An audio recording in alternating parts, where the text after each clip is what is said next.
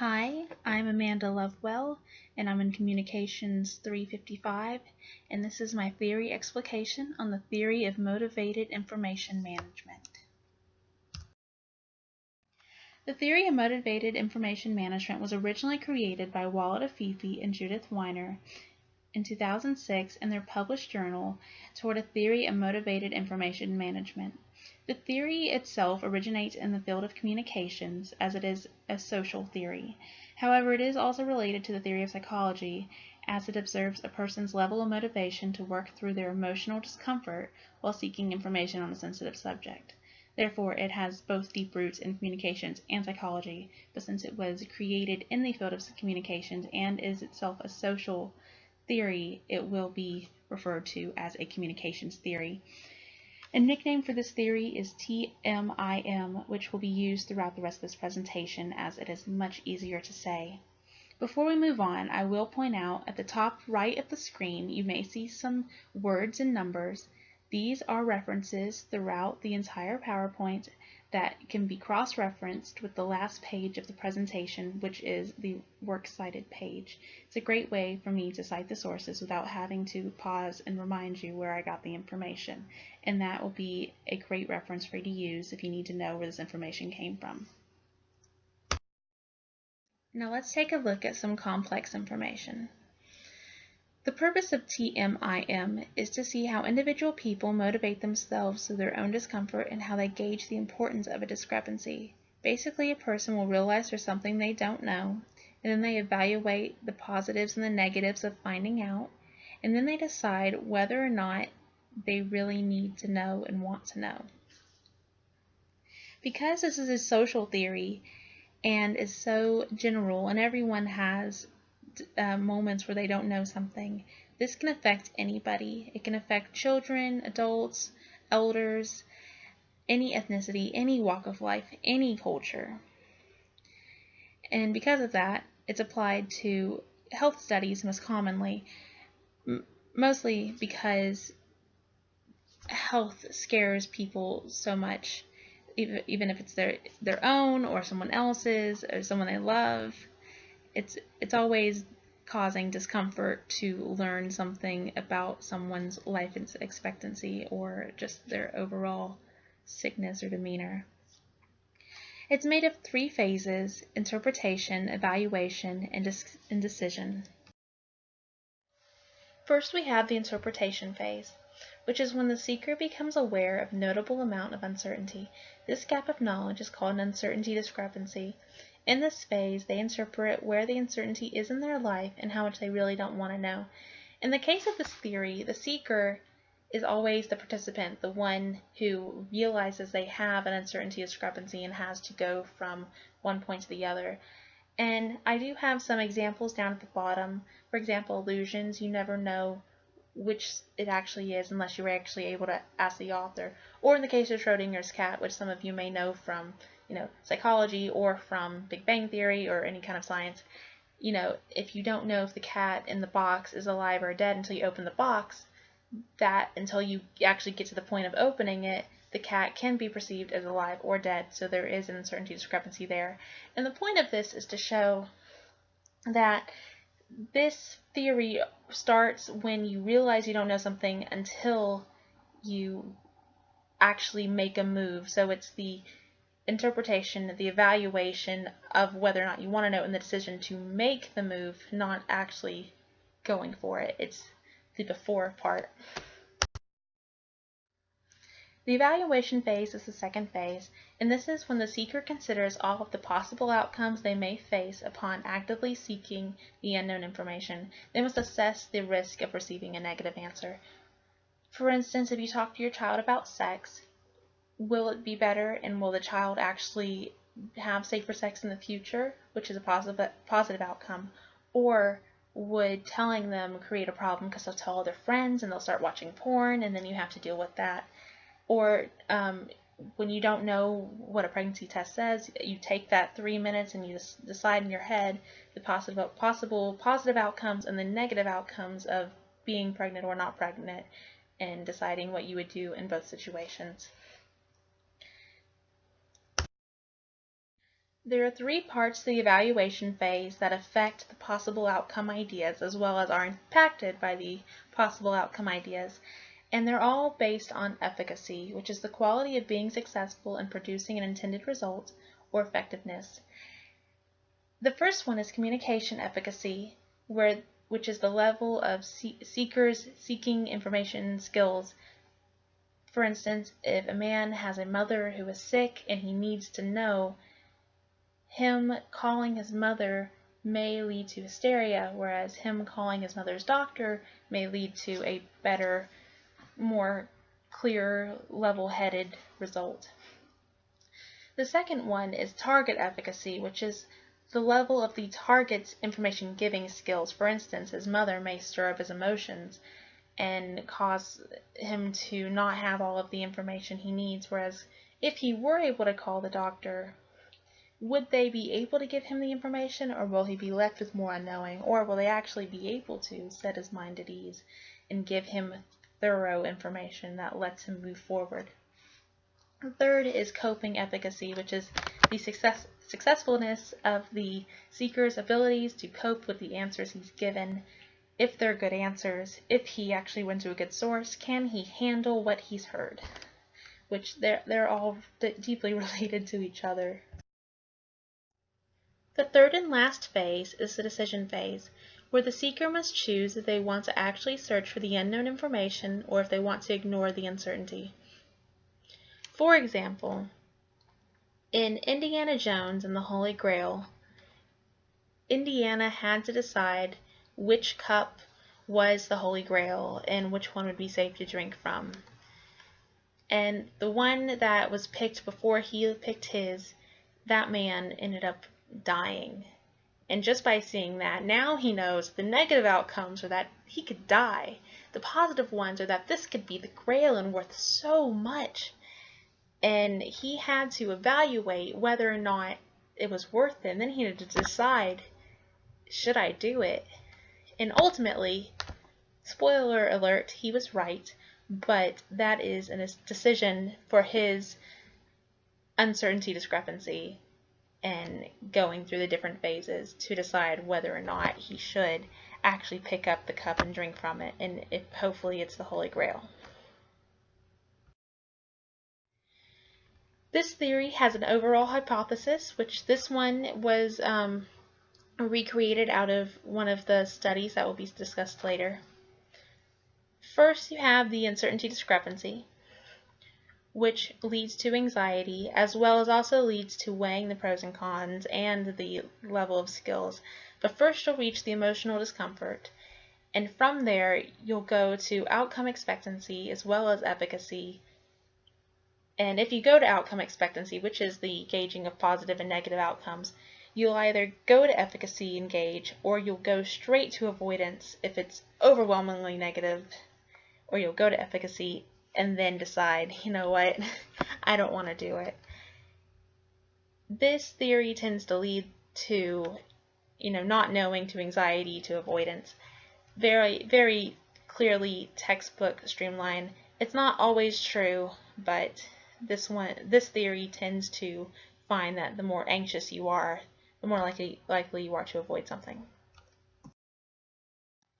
Now it's time for some real-world application.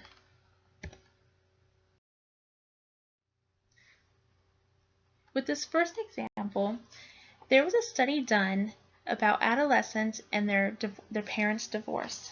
In this study, 112 adolescents were prompted to ask their parents about their relationship, half of which were married and half of which were divorced or separated. The average participant was 16 years old in Boston, Massachusetts, with a parent on their first marriage or first divorce, and of a medium high income. Well, I don't know where 55,000 SES is here, but this seems pretty high to me. And then predominantly Caucasian, about 95% Caucasian. This one is really the poster child for their hypothesis, and it gets itself a gold star. In the interpretation phase, an overwhelming amount of the adolescents were very anxious, and throughout the evaluation phase it was explained why. On the plus side, it was a chance to be relieved of not knowing. It could bring some closeness, maybe some shared perspective, and it could work out the parents' issues just by having kind of a mediator there. On the other side, it would lead to some disclosure that you really didn't want to know, such as spouse cheating, or maybe it was something related to the child, or maybe they talk about their sex life. You never know. It could also lead to further encouragement of the separation. Perhaps it'll start an argument. It could also lead to decreased closeness. If you find out something that you didn't want to know about your parents, it might make you not want to spend time with them. And overall, the average person, or the average adolescent in this study, chose to avoid talking to their parents because they didn't think it was worth the risk of making their parents separate further. In the second study, it was young adults and sexual health. And in the study, 266 college students were surveyed about their partner's sexual health, rating how much they already knew and how much they desire to know. In this one, the average participant was about 20 years old. It was divided as about 51% were female, 49% were male. It was 96% heterosexual. They were together for about 16 months, which is a year and a third of a year. And most of them had at least 3 past partners. In this study itself, there was some anxiety in the interpretation phase. However, I will say that in the survey, they asked if there was anxiety or if there was comfort in the knowing and not knowing, as well as they asked how much do you know and how much do you wish to know. So I feel like they may not have asked enough information and it was all rating, and maybe there should have been more of a free write section. But I do see that there was a lot of information, so I will say that this one checks out. In the evaluation phase, it was about equally weighed that the positive outcomes could be safer sex, so lower STIs in the future. But it could also lead to safer sex in the negative, whereas people don't always want to wear condoms, and by asking, you are almost kind of forcing yourself, whereas ignorance is bliss, apparently. And in the decision phase of this young adult study, the information seeking led to a greater uncertainty discrepancy, meaning the more you learned, the more you needed to know, the more you desired to know, because at some point you never know everything about your partner's sexual health, and asking a couple questions leads to a few more questions, and then it would cause more anxiety and then more weighing of the outcome, and it created itself kind of a vicious circle. Now let's take a look at my thoughts on the theory. There are some strengths to TMIM, one of which is that communication efficacy has a very high value, something that is fairly uncommon in the world of communication theories. This actually takes a look at the actual seeker's skill level to learning information. It places a third of the blame on how great the person is at actually learning information. Because sometimes you don't have reliable sources, but sometimes you don't have reliable participants. Another strength is the possible outcomes are placed in the evaluation phase, which is very important because it means that the possible outcomes that are, a guarantee something's gonna happen, and knowing that helps you evaluate, so it puts it in the right spot. If it were to put it in the interpretation or in possibly the decision, it would seem like the evaluation itself is separate, but they really do work together seamlessly. It can also be applied to any social situation with any discrepancy, which is a huge strength, which means it can apply to anyone and everyone at some point. And when you have a communication theory, it needs to be broad enough to apply to multiple groups of people and not just one situation. There are some weaknesses of TMIM, one of which is that only negative outcomes seem to impact the efficacy. Because all of this is put in the same area in the evaluation phase, it's noticed that the negative outcomes, when they outweigh the positive outcomes, that's really only when we take a look at efficacy. When it is positive outcomes, it kind of jumps straight to decision, and it doesn't really take care of the rest of the theory. While I think the theory is valid on some aspects, it should work both times. We should still say, well, how do I get the information? How well is the information going to be given to me? And how will I cope with it? But I do understand that, if the outcomes are negative, it's more likely to be needed to have a study when other people can just kind of write off a positive outcome. This also only predicts levels of avoidance. It starts with anxiety, goes to negative outcomes, and then eventually leads to avoidance, because the higher amount of negative outcomes is a less direct form of information seeking. So the more you think it's going to turn out horrible, the less likely you're going to find a good way to find your information. So if you think that there's a chance that you might have